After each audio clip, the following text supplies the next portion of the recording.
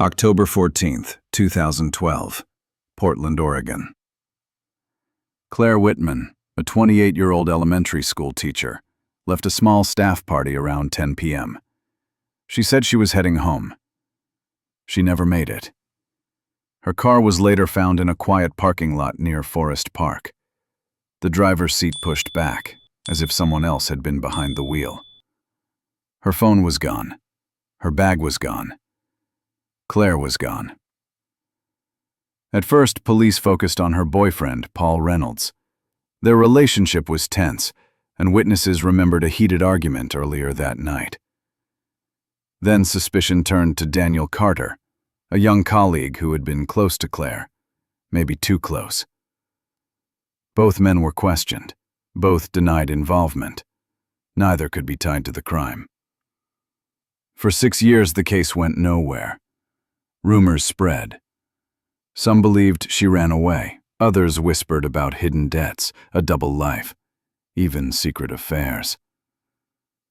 Through it all, her family insisted Claire would never walk away. Then in 2018, a single witness came forward. A taxi driver who remembered picking up Claire that night. He remembered she wasn't alone. Sitting beside her was not Paul. Not Daniel. It was someone nobody expected. The truth about Claire Whitman's disappearance would shock her family, her school, and her city. What do you think really happened to Claire Whitman on that October night? Was it someone close to her, or a secret she carried that no one ever saw coming? Share your thoughts in the comments. I'd love to hear your theories. Don't forget to hit subscribe so you won't miss the next part of this case as we uncover the witness testimony and the shocking twist it revealed. And if you know someone who follows cold cases like this, share this video with them. These stories matter because they remind us how fragile trust can be. Claire Whitman was born and raised in Portland, Oregon. She grew up in a modest. After high school, Claire enrolled at Portland State University to study elementary education. Teaching wasn't just a career choice. It was something she believed in. Professors described her as reliable and prepared, the kind of student who volunteered to stay behind and tutor others when the rest of the class had gone home. By the time she graduated, her future path was clear. Claire began working at a local public elementary school in Portland. Parents noticed her right away. She wasn't loud or showy, but she was dependable. When a child struggled with reading, she stayed after class. When a student needed extra attention, she gave it. One parent later said, "She never made us feel like our child was a burden. She treated every kid like they mattered." That reputation spread quickly. Within a few years, Claire was known as one of the school's most trusted teachers. Outside the classroom, she volunteered her evenings tutoring children from low-income families. She didn't announce it. She didn't advertise it. Parents who couldn't afford private tutors quietly told each other about her, and word spread in the community. Many remembered her kindness long after she was gone. It was part of why her disappearance would later hit the city so hard. Friends described Claire as thoughtful and private. She had a small, close circle and avoided drama. She wasn't the kind of person to overshare or seek attention. Instead, she focused on her work, her students, and her family. When she wasn't teaching or volunteering, she spent time with her mother or a few trusted colleagues. That reserved nature also meant that when her personal life became more complicated, very few people knew the full picture. By 2011, Claire was in a relationship with Paul Reynolds, a 43-year-old businessman who had been divorced. Paul was older, financially comfortable, and, at least at first, seemed like someone who could provide stability. But the relationship was complicated. Friends noticed frequent arguments, some of them public. They clashed over money. Then there was Rachel Evans, another colleague and, by all accounts, Claire's closest friend at work. The two were often seen leaving school together, attending events side by side, and supporting each other through the long demands of teaching. Rachel was trusted, friendly, and described by others as someone who always had Claire's back. For years, no one suspected she might play a role in Claire's disappearance. At that time, Rachel was viewed as a loyal friend, almost like family. Claire's daily routine reflected her steady personality. She drove a silver Ford Focus, parked in the same lot at school, and returned home most nights before midnight. If she went out with friends, she let her mother know where she was going. She never skipped work without notice, never missed an early class, and never left people guessing. These habits were part of why her disappearance in 2012 immediately rang alarm bells. For a woman so reliable, the idea that she would walk away on her own made no sense. By the time she turned 28, Claire had built a life defined by consistency, responsibility, and trust. She was a daughter who supported her mother, a teacher who gave everything to her students, a friend who could be relied on, and a woman whose personal life, though complicated, seemed under control. That was why, when she vanished, the shock was immediate and overwhelming. Parents of her students gathered at the school, asking questions. Friends spread the word across Portland. Neighbors put up posters. No one could believe that Claire, the dependable, stable teacher who had never once failed to show up, had simply disappeared. Her absence became more than just a missing person case. It became a wound for her community. Parents who trusted her with their children struggled to explain to those same children why their teacher wasn't coming back. Colleagues who had shared classrooms and lesson plans found themselves under suspicion. And her mother, Joanne, faced the unthinkable. Not only had she lost her husband. On the evening of October 14, 2012, Claire Whitman joined her colleagues at a small bar in downtown Portland.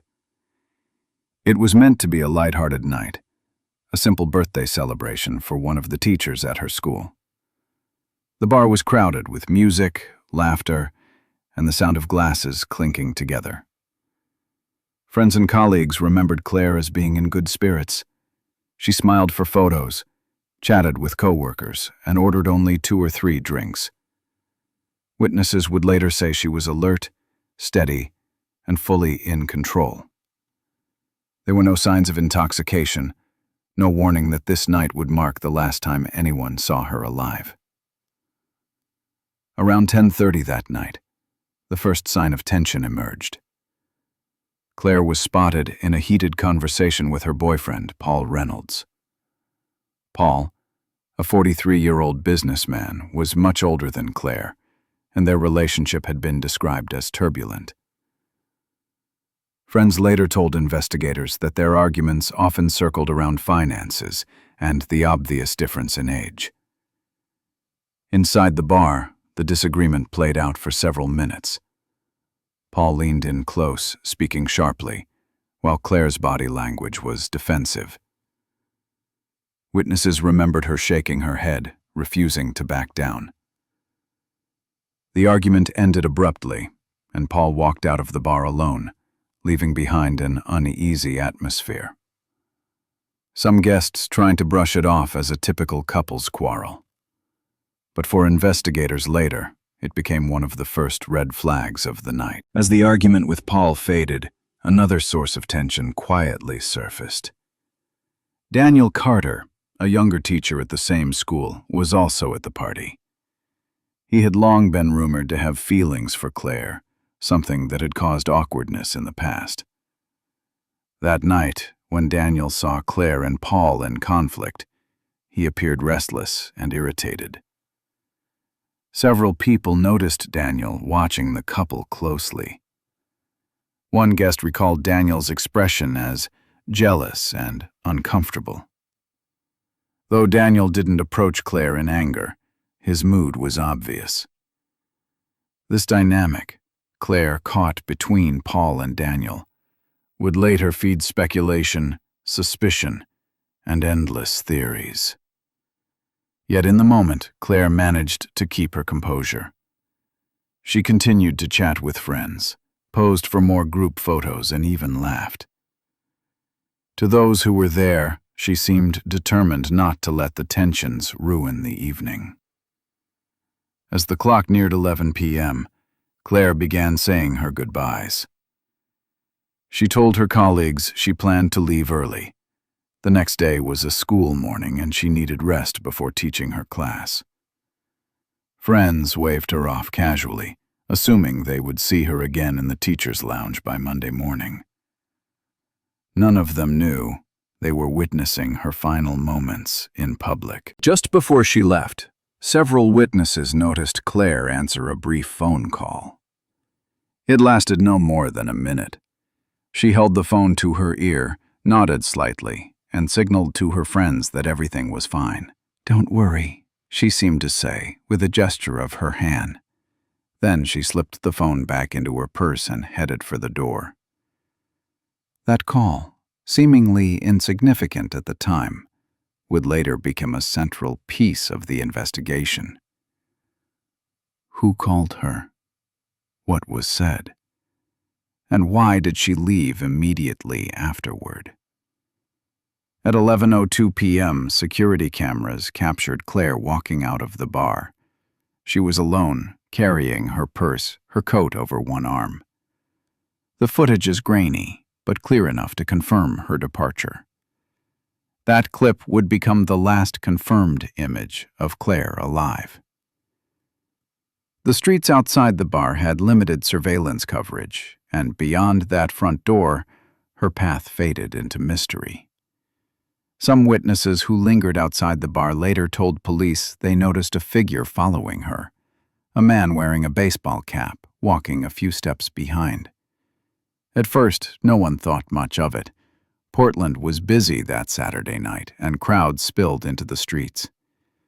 But when news broke of Claire's disappearance the next morning, that shadowy figure took on a new weight. Who was he? Was he connected to her phone call? Or was it only coincidence that he walked in the same direction? Investigators would wrestle with those questions for years. Claire left the area in her silver Ford Focus. What happened next remains uncertain.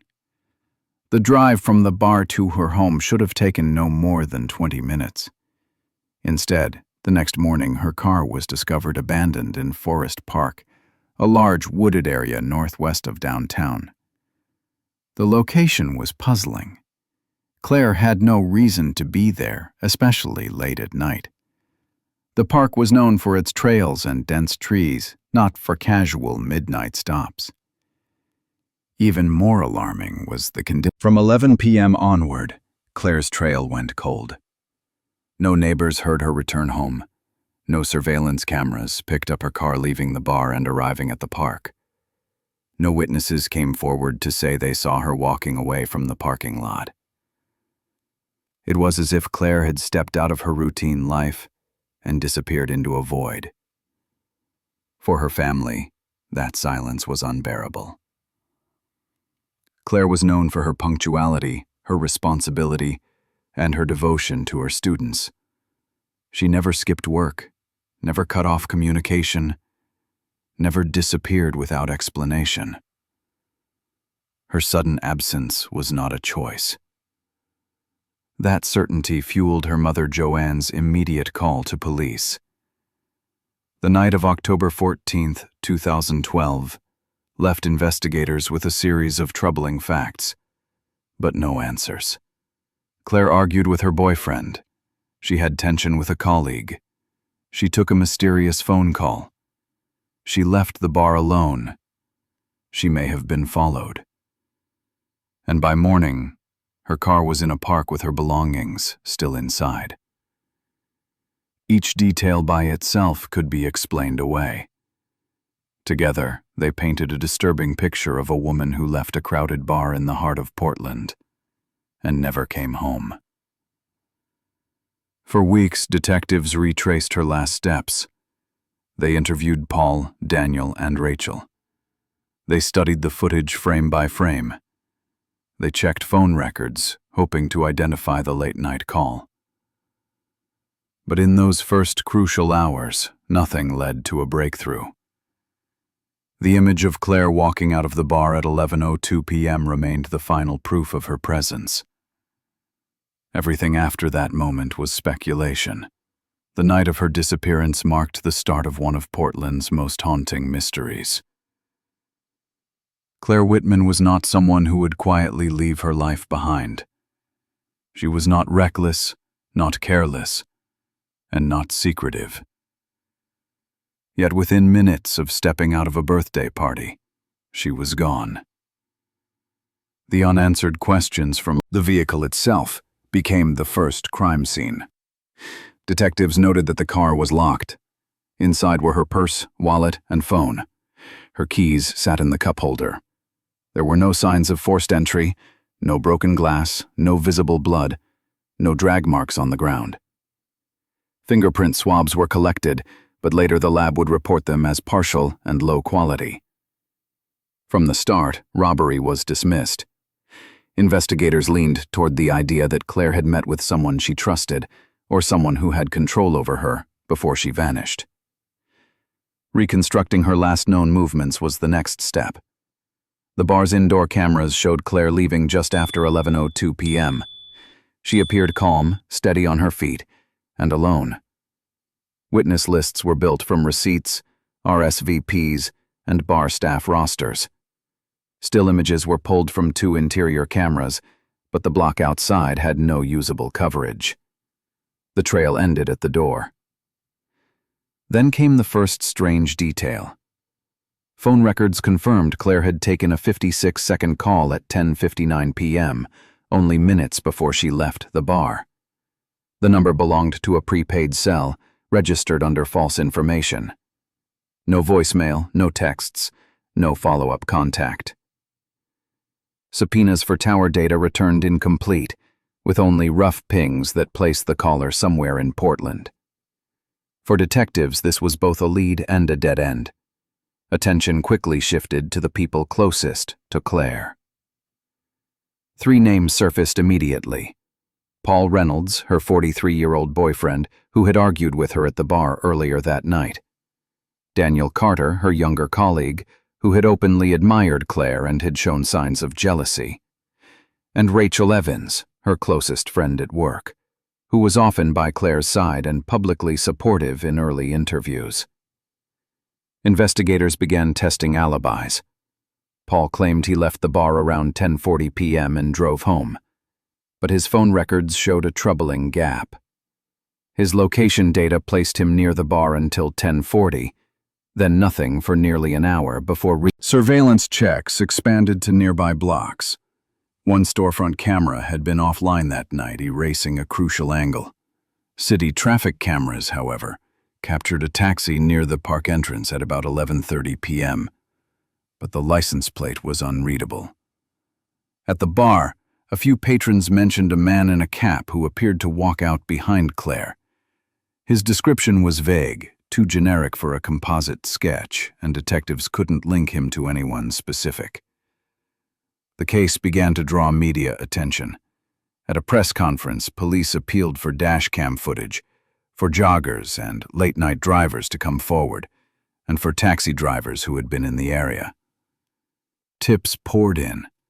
Some claimed to have seen Claire downtown later that night. Others said they heard screams in the forest. Many repeated rumors tying Paul and Daniel to the disappearance. Detectives triaged everything, but none of the early tips produced usable evidence. As the first month dragged on, the investigation showed signs of bias. Detectives leaned heavily on Paul as their prime suspect. The public argument, the age difference, and the unexplained gap in his phone records made him the easy target. Meanwhile, other leads were pushed to the side. The prepaid phone call was not followed aggressively. Broader camera canvases beyond a few blocks were not prioritized. Early energy was spent chasing the theory that Claire's disappearance was linked to her boyfriend's temper, while other possibilities went cold. Forensic reports returned slowly. The prints from the focus were inconclusive.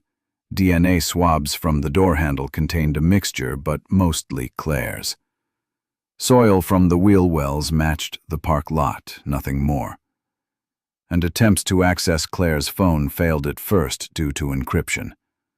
A new warrant was filed, but the extraction stalled in the backlog. With each week, the window for fresh evidence closed further. By 60 days, the case had stalled. There was no body, no weapon, no confirmed sighting beyond 11:02 p.m. For the Whitman family, the lack of progress was devastating. Joanne continued to call detectives weekly, pressing for updates, only to hear that there was nothing new. Robert, Claire's uncle, built a website to keep her case alive, posting every article, every rumor, and every flyer. The community split sharply. Half believed Paul was guilty. Half thought Daniel had acted on jealousy. Few suspected Rachel, the loyal friend who stood at every vigil. By the end of 2012, the official investigation had slowed to a crawl. Detectives still cited Paul's suspicious gap and Daniel's awkward admiration, but no arrests were made. The public grew restless. Media coverage faded. And slowly, Claire's case slipped into the growing list of cold files in the Portland police system. What no one realized then was that the overlooked details, the taxi near Forest Park, the prepaid call minutes before she vanished, and the overlooked DNA traces, would one day bring the truth into focus. Years later, when those threads were finally pulled, the picture that emerged would shock everyone. And it would expose not a jealous boyfriend, not a frustrated colleague, but someone much closer. That revelation would not come until much later in the story. The investigation into Claire Whitman's disappearance stalled within weeks. Leads dried up, and detectives quietly shifted the case into a slower phase. For her family, that silence was unbearable. Joanne Whitman, Claire's mother, refused to accept the idea that her daughter had walked away or that the trail was already cold. From the very first day, she made it clear she would not let the police or the public forget Claire. Joanne began appearing on local news stations, sitting under bright studio lights, speaking with the quiet determination of a mother who knew her child. She reminded viewers that Claire. Soon, the family turned to the community. Within weeks of Claire's disappearance, candlelight vigils began outside the elementary school where she taught. Parents and students held photographs of Claire, their faces lit by flickering candles, their voices low in prayer. Reporters crowded in, broadcasting the images across Portland. Those vigils grew into regular events, reminders that the city had lost not just a teacher, but a symbol of safety. Each vigil brought more attention, forcing the police to continue answering questions. The Ellisons, the Whitmans, and everyone who cared about Claire made sure her case would not disappear into the background. The posters came next. Dozens at first, then hundreds. Bright flyers plastered across telephone poles, grocery store windows, bus stops, and coffee shops. They carried a single plea above Claire's smiling photograph. "Have you seen Claire Whitman?" The hotline number sat beneath the words. Every passerby was confronted with her face, every commuter forced to remember. Sightings trickled in. Someone claimed to have seen her walking near a highway rest stop. Another caller insisted she was spotted at a gas station 2 towns away. None of the tips checked out, but they proved one thing: people were still looking. That visibility mattered. It was the only way to push the investigation forward when official leads had vanished. Claire's uncle Robert believed the fight needed to move online. He built a website called Find Claire Whitman, carefully compiling every article, police update, and timeline detail he could access. He created a page for anonymous tips, hoping someone too afraid to speak publicly might come forward. The site began drawing attention, first from locals, then from people in neighboring states. Online forums started picking up the case. Strangers wrote in from across the country, some offering sympathy, others sending unverified theories. Robert updated the site daily, turning it into an archive that Paul responded publicly. He hired an attorney and sat for televised interviews, staring into the camera as he declared his innocence. He said he loved Claire, that the gossip was tearing apart his life, that people were determined to blame him because of his age and wealth. His words, however, did little to change public opinion. Viewers remembered the reports of him arguing with Claire. They remembered the unexplained gap in his alibi. Many simply did not believe him.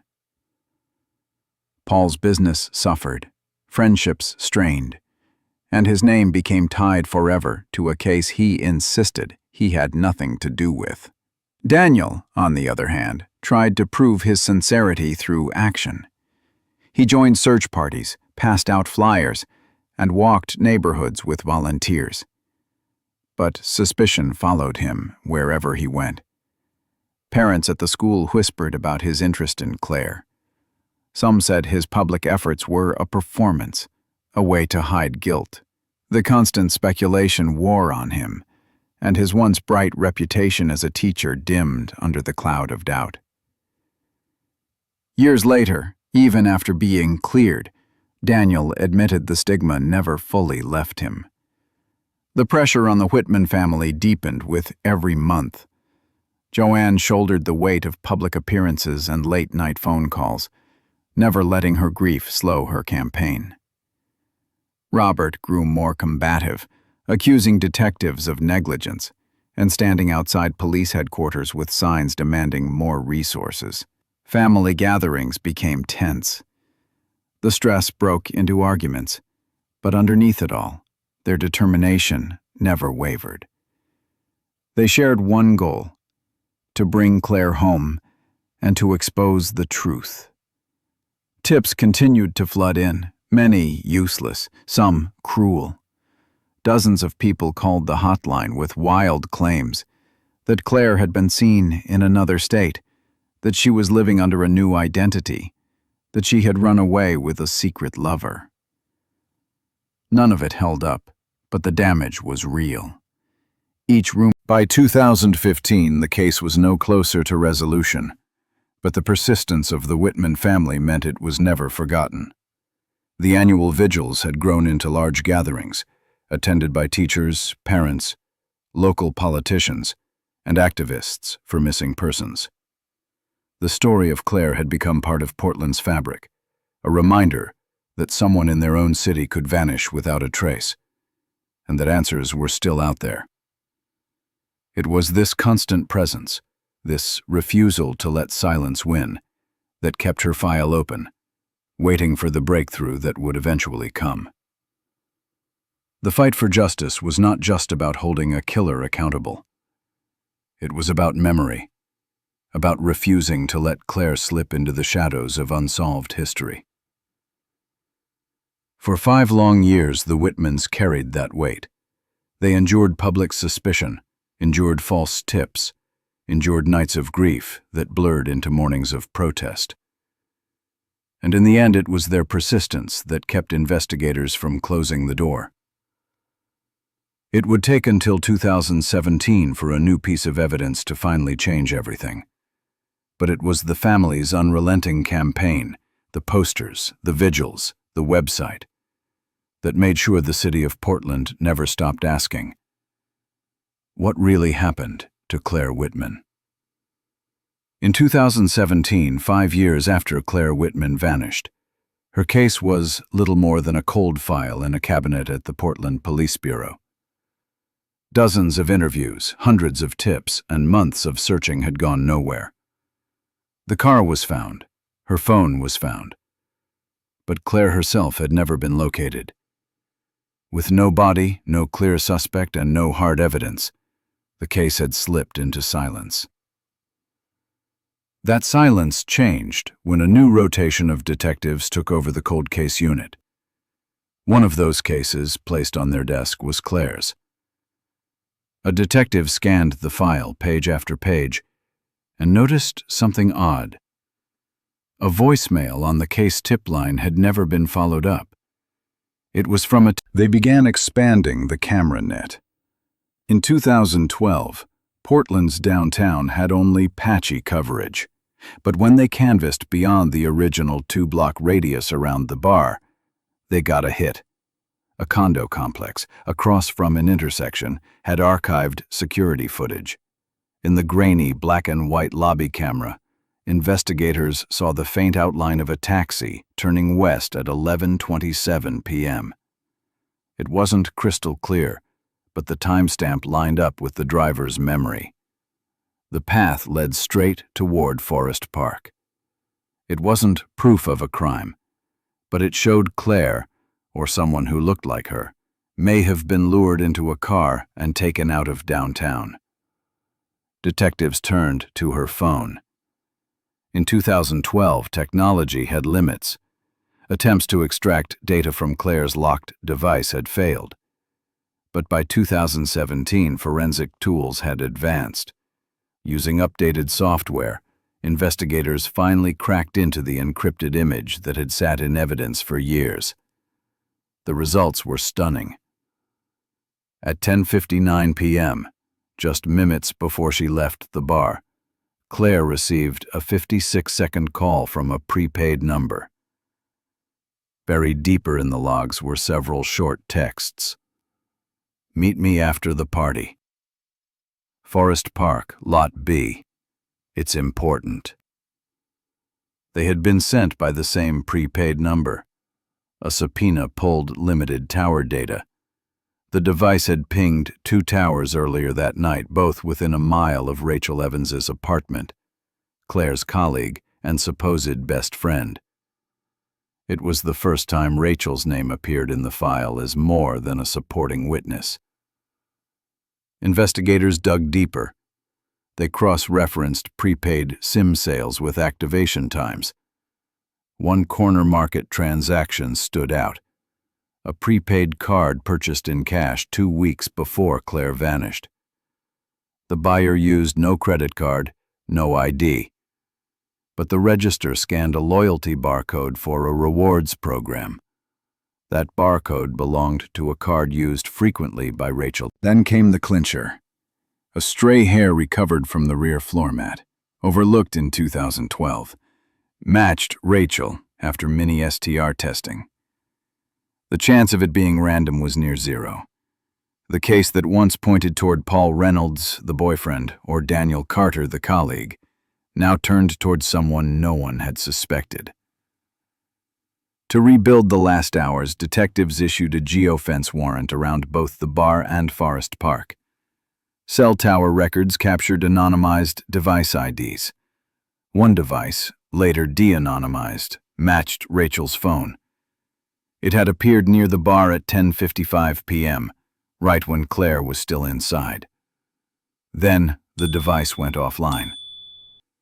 It didn't reconnect until just after midnight, pinging near Rachel's own apartment. The dark window matched the critical period when Claire left the bar, rode in the taxi, and vanished. Paul's suspicious 1-hour gap still drew attention, but investigators found his car's onboard diagnostic log and toll records supported his route home. Daniel's alibi held firm, backed by 2 co-workers and a diner receipt time-stamped at 11:18 p.m. By elimination, suspicion now locked firmly onto Rachel. A renewed search of Forest Park was ordered. Teams with cadaver dogs pushed deeper than the original trailheads. The dogs alerted near a spur off the main path. Soil disturbance suggested digging had once occurred there. Investigators revisited samples taken from Claire's car years earlier. The micropollen and clay signatures matched this spur area, not the main parking lot. It suggested Claire's car had been driven off-trail to where the burial site might be, before being returned to the lot. The evidence began to converge. Detectives pulled Rachel back in for questioning. At first, she was cooperative, presenting herself as the grieving friend who wanted answers. She denied making any late-night calls. She claimed she went straight home after the bar. But when detectives pushed harder. They pointed out the geofence data showing her phone near the bar. They revealed they had tracked her device shutting off during the very hour Claire disappeared. They laid out the DNA in the car, the hair, the soil. A search warrant at Rachel's apartment uncovered damning items. A shovel receipt dated 2 days after Claire's disappearance. Hiking boots with embedded clay that matched the spur signature in Forest Park. And a friend came forward, telling investigators Rachel had once vented weeks before about people stealing things that don't belong to them. The friend had thought it was jealousy over work. Now it read like a motive. Faced with the mounting evidence, Rachel's story unraveled. She shifted details, contradicted herself, and admitted she met Claire after the party, but she tried to frame it as an accident. She said they argued, there was a scuffle, Claire fell, and panic took over. That explanation didn't erase the evidence of planning: the prepaid number, the lure to the park, the burial site, the staged car. Detectives ordered a focused excavation at the spur site. The soil showed disturbed layers consistent with a hurried burial. Organic material transfers and trace fibers matched Claire's clothing catalog from evidence storage. It was the final piece to connect Rachel directly to the disappearance and death. The district attorney's office compiled a probable cause package. It was overwhelming. The prepaid phone, the retail link, the store footage, the taxi driver's testimony, the condo camera clip, the DNA from the car, the hair match, the geofence data, the soil and pollen concordance, the shovel receipt, the boots, and the inconsistent interviews. By late 2017, the warrant was ready. Detectives coordinated with prosecutors for a controlled arrest and an evidence-preserving interrogation. Rachel Evans, once the best friend who stood beside the family during vigils, was now the primary suspect in Claire Whitman's disappearance. What had once looked like a case with no answers was suddenly alive with detail. The city of Portland had waited 5 years for a break. Now, with the net closing around Rachel, the answer was within reach.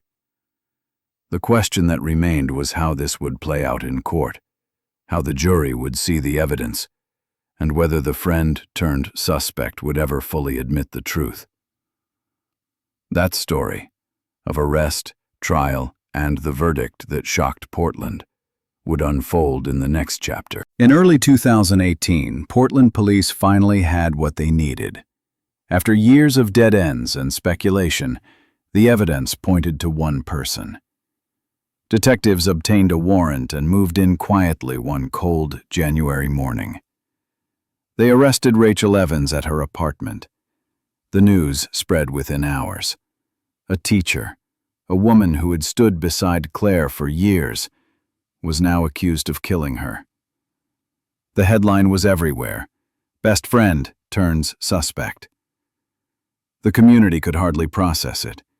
Parents who had trusted Rachel with their children were stunned. Students who once saw her as a kind face in the classroom now saw her name linked with murder. The shock was immediate, and it spread far beyond Portland. National outlets ran the story.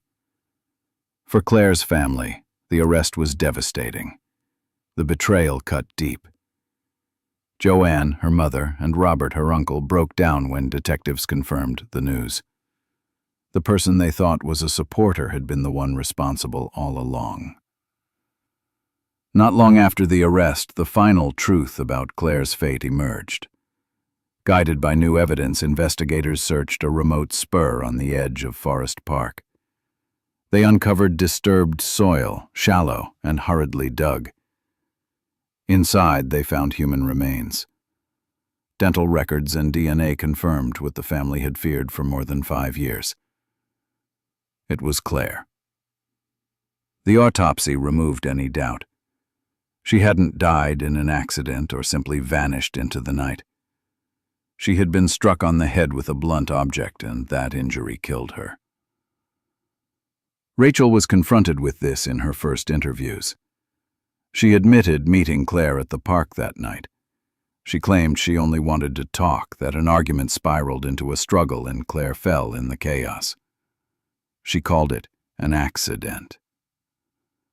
But her story crumbled when detectives laid out the details. The prepaid phone, the anonymous texts luring Claire to Forest Park, the shovel receipt, the boots with matching soil, and the deliberate burial. The prosecutors showed how Rachel's phone reconnected to the network just after midnight, back near her apartment. They showed the shovel receipt, dated 2 days after Claire vanished. They displayed the boots with the same clay found at the burial site. They also brought forward colleagues who recalled Rachel's growing jealousy in the weeks before the disappearance. One remembered her muttering about people who steal what doesn't belong to them. Rachel's defense tried to push back. Her lawyers argued she never intended to kill. They told the jury this was a tragic accident, not premeditated murder. They leaned on the absence of a clear murder weapon and stressed that Rachel didn't arrive with a knife or gun. They painted her as overwhelmed, jealous, and irrational, but not calculating enough for a planned homicide. They asked the jury to consider downgrading the charge, to see it as a case of manslaughter or second-degree murder caused by sudden emotion, not intent. The prosecution countered. They reminded the jury of the prepaid phone, the luring texts, the burial, the evidence of concealment. They said this was not an accident, but a deliberate act. They showed Rachel's own contradictions, her changing story, her inability to explain the trail of evidence. They pushed hard on the betrayal. Claire trusted Rachel, and Rachel used that trust to isolate her. Inside the courtroom, emotions ran high. Joanne and Robert attended every session, sitting only feet from the woman accused of killing Claire. They heard every gruesome detail of what had happened. Joanne often wiped tears as prosecutors described the burial site. Robert clenched his fists when Rachel's defense dismissed it as a panic-driven mistake. At one point, Emily, Claire's younger cousin, spoke outside court. She trusted the wrong friend. That's what killed her.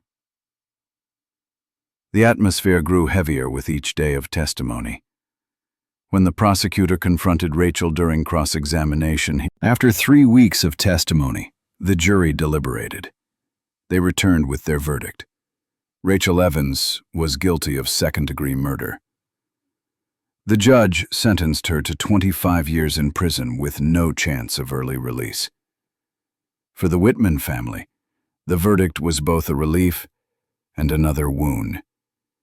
Joanne broke down as the decision was read. Robert put his head in his hands. They had wanted answers for years. Now they had them, but the answers came with pain that could never be undone. Portland reacted with disbelief and sorrow. A teacher killing another teacher was unthinkable. Schools called emergency meetings with parents to reassure them. Community leaders reminded everyone that the case was extraordinary, not a reflection of the school system as a whole. But the story spread far and wide. It became a symbol of how hidden tensions could erupt into tragedy. For the Whitmans, the trial closed one chapter. Joanne spoke briefly to reporters outside the courthouse. "We lost Claire forever. But at least the truth won. She mattered, and now the world knows what really happened." Her words echoed what many in the city felt. The fallout continued for months.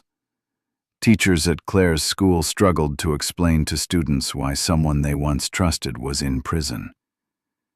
Candlelight vigils took on new meaning. They weren't just about hope anymore. They became about remembrance, about honoring Claire's life and acknowledging the betrayal that ended it. Rachel began serving her sentence in a state facility. She appealed, but higher courts upheld the conviction. The evidence was too strong, the jury's conclusion too clear. She would not walk free until middle age, if ever. In Portland, the case left scars. It reshaped how people thought about trust, safety, and the people closest to them. It reminded them that danger does not always come from strangers in the dark. Sometimes it comes from the very people standing